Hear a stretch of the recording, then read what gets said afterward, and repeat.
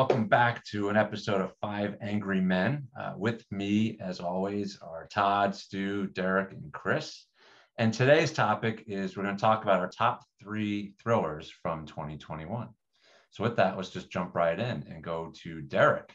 What do you got on your top 3 list? Top 3 list. First one, no surprise you guys would know this is coming from me, but probably Enemy at the Gates, Kyle Mills. Little Mitch rap action.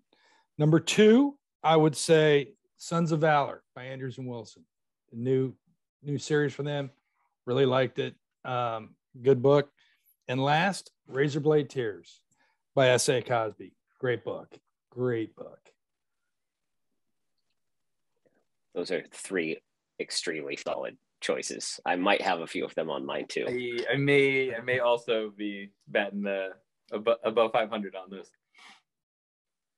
Derek, what put those on top of your list versus other books that you read this year? Well, those, I'm not going to give any spoilers away for those who haven't read some of these books, but, I think Kyle Mills kind of got back to Mitch being Mitch in Enemy at the Gates. Great plot in that one, and there's some surprises in there that nobody saw coming. Sons of Valor, I'm a huge Andrews and Wilson fan, and for them to open up a new parallel universe with Chunk in it, he's a great character. We've all known if anybody's read the Tier 1 series, Chunk's been in there in a guest appearance, and so to give him his own world, it's awesome. And Razorblade Tears, it was just, the story was incredible, the writing was incredible. Cosby writes, and you put yourself in that scene, and and you're there, and it's a book that stays with you for a couple of days afterwards and makes you think about stuff. And that to me is what makes a great book. And so those were the top 3 that I had for those reasons. Absolutely. So was there one of those that stood out among the 3? I mean, it's like picking your favorite kid at this point, but I know, but one of your kids is always doing chores and stuff. And you don't have to ask them to do it. Yeah. I would say Razorblade Tears, just because it hung around with me for so long afterwards.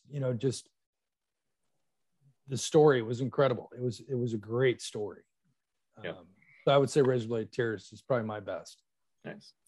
For me, that book was as much about the topic as it was the writing. I mean, his ability to stick such important topics in such amazing writing and riveting stories really just sets him apart for me from most writers right now. I think, Steve, he may be your favorite author, maybe. I think we might be hearing that a little bit throughout this session. But I agree. I think the writing is incredible.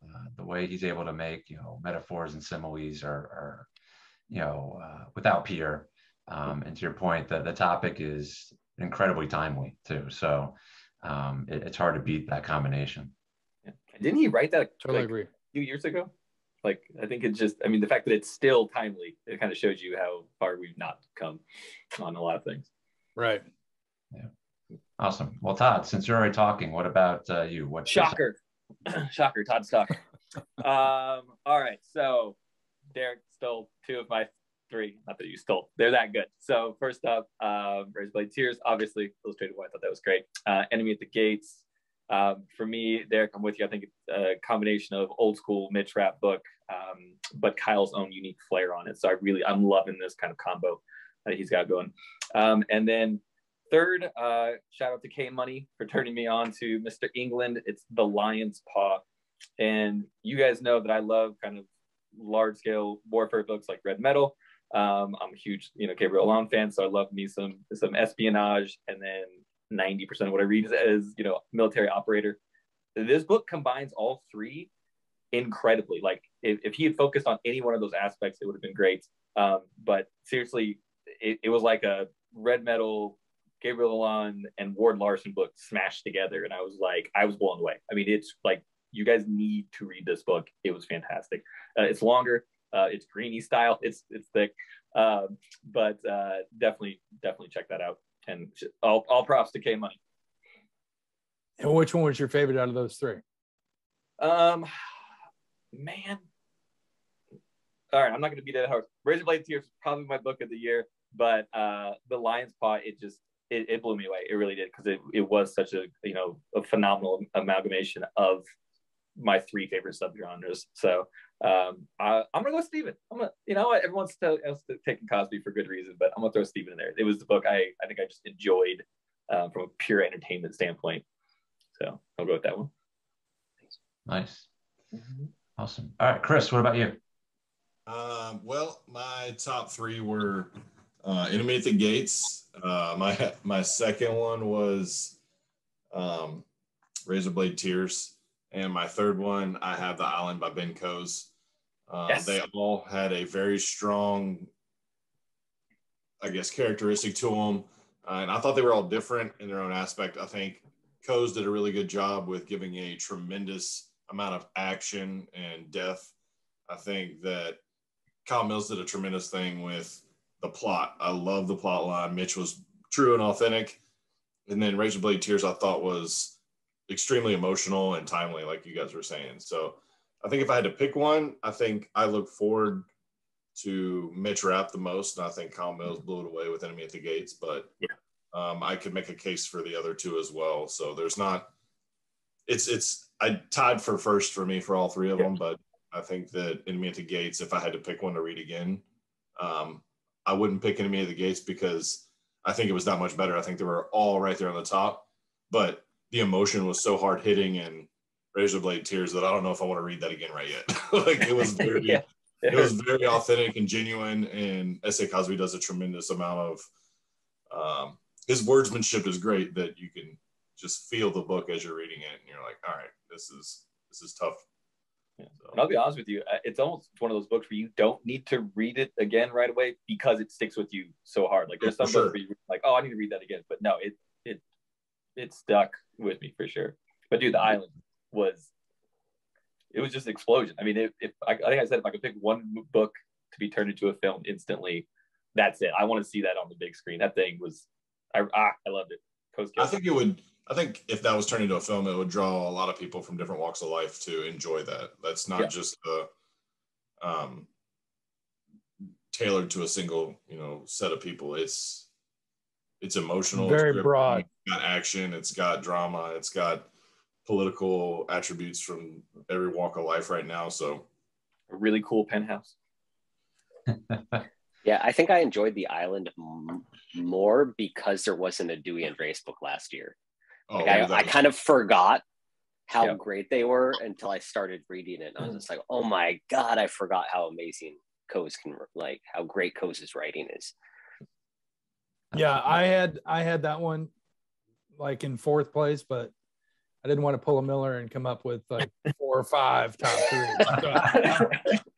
The fact that we've so far stuck to 3, I've been impressed. Yeah. All right, Stu. What about you? So I'm going to echo a few of the books we've heard already. Razorblade Tears by S.A. Cosby and Enemy at the Gates by Kyle Mills. Both fantastic novels. I think both of them I read in about 48 hours, just tore through both of them. The third one was Lightning Strike by William Kent Krueger. And it was actually the first book of the Cork O'Connor series that I had read. So I jumped in really late to the series. I don't remember what number. It's at least a dozen books now. I think closer to 20. But just fantastic writing. And I love the scenes and settings of the book, very outdoorsy in the country and things like that. And so I really appreciated that.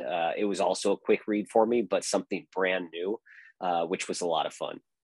Yes, dude, I'm right there with you. I love that book. I hadn't read any of that series before, and it's a prequel, right? So it gives you a little bit of history of Cork growing up. So it's easy to then jump into the series after. And I'm already 4 books in, from the beginning of the series, and he's an incredible writer, and it gives me the same feeling as the Joe Pickett books a little bit. I mean, they're different. Don't get me wrong, they're not the same, but there's a focus on family, there's a focus on justice, a focus on doing things the right way that kind of has the same feel to it. And I know we're all big fans of CJ Box and his series. So if you like that, William Kent Krueger's got to go on your list for sure. I will jump on my sword again since I did last year. I have not read any of his books, so I haven't either. I'll jump on that. That's check on the Lightning TBR. Strike is a great one to start with. Yeah. Okay. Put that on my list. TBR. Was there a number one out of that group, or all pretty close to each other? They were all really good. It's going to be really hard to go against Razorblade Tears. I don't want to just parrot what everyone else said because it's pretty similar, but they were all really good for different reasons. The emotional part of Razorblade Tears, but I love Mitch Rapp and I love all the characters that we've been able to follow for so many books now, and like Scott Coleman, just fun characters that add so much more to the story. And then for William Kent Krueger, it was just the newness of it and being able to experience a new character in a new series. So it's hard to pick, but it's hard to go against Razorblade Tears this year. That's fair. Well, you all already talked about my three. So I've got Sons of Valor, Andrews and Wilson. I've got The Island, Ben Coes, and Razorblade Tears. I know it sounds like a broken record, but it's just that good on my list too. And for all the same reasons you all talked about. So I don't know that I have to rehash it all, but and again, it is hard to pick a number one because they are so different. I totally agree that The Island would be a summer blockbuster action movie, and I would pay big money to go see that. It would be awesome.